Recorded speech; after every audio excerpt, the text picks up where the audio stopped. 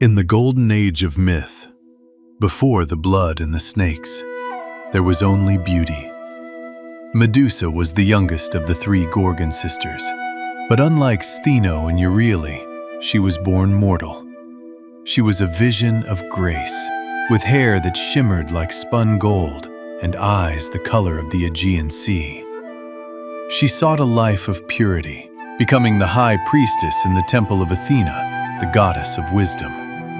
Thousands traveled to Athens, not to offer prayers to the goddess, but to catch a glimpse of the girl who rivaled the divine in beauty. This was Medusa's first sin, being too beautiful in a world where gods were jealous. The sea god Poseidon, a bitter rival of Athena, saw Medusa and decided to claim her as a prize to humiliate the goddess. He cornered her within the sacred walls of Athena's own temple. Medusa clung to the altar of the goddess, begging for protection, but none came. The gods do not protect mortals, they use them. Poseidon took what he wanted and vanished into the waves, leaving a broken girl in the dust of a desecrated sanctuary.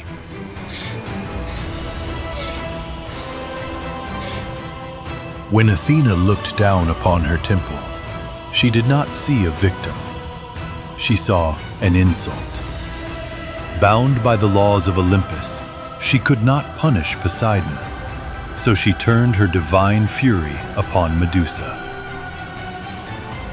The transformation was an agonizing symphony of cracking bone and tearing skin. Medusa's golden hair hissed and writhed, turning into nests of venomous vipers.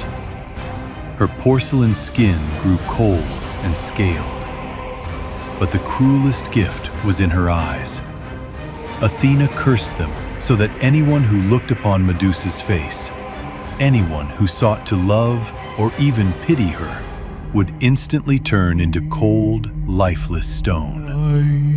Medusa was banished to the ends of the earth, to the sunless land of the Hyperboreans. She fled into the darkness, a monster born of a goddess's spite. She became a prisoner of her own gaze, a creature who could never again look at a living thing without destroying it. Her temple was now a cave. Her followers were now statues of terrified men, frozen forever in their final moment of horror.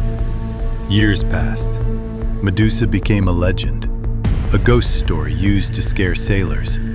But on the island of Seriphus, her name became a death sentence for a young hero named Perseus.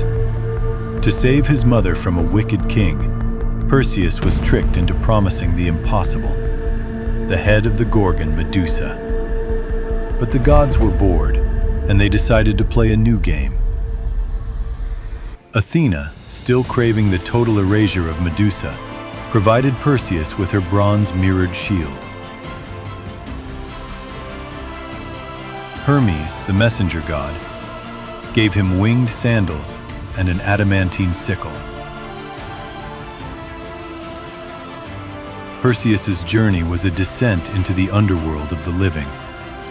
He tricked the Grey, three hags who shared a single eye, to find the location of the Gorgons.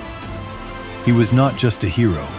He was a divine assassin, armed with weapons he didn't earn to kill a woman who never asked for this war. Perseus entered the cavern of the Gorgons at night. The air was thick with the smell of salt and sulfur. The silence was broken only by the rhythmic hiss-click of 1,000 snakes. This is where the battle becomes a psychological haunting.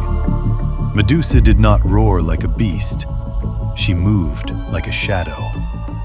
In the darkness, she whispered to Perseus, her voice a rasping echo of the girl she once was.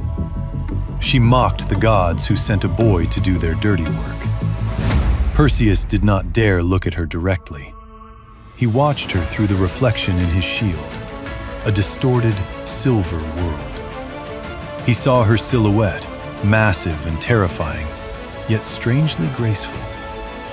As she lunged for the kill, her snakes bearing their fangs, Perseus swung the sickle in a blind arc. With one clean stroke, the head of the Gorgon was severed. From her blood, two beings sprang forth: Pegasus, the winged horse, and Chrysaor, the golden giant, the unborn children of Poseidon, finally freed by her death. Even in death, Medusa was a weapon. Perseus used her head to turn his enemies to stone, saving the princess Andromeda and punishing the king who sent him. But the final irony was yet to come. Perseus returned the head to Athena. The goddess, triumphant at last, fastened the head of Medusa onto her own shield, the Aegis.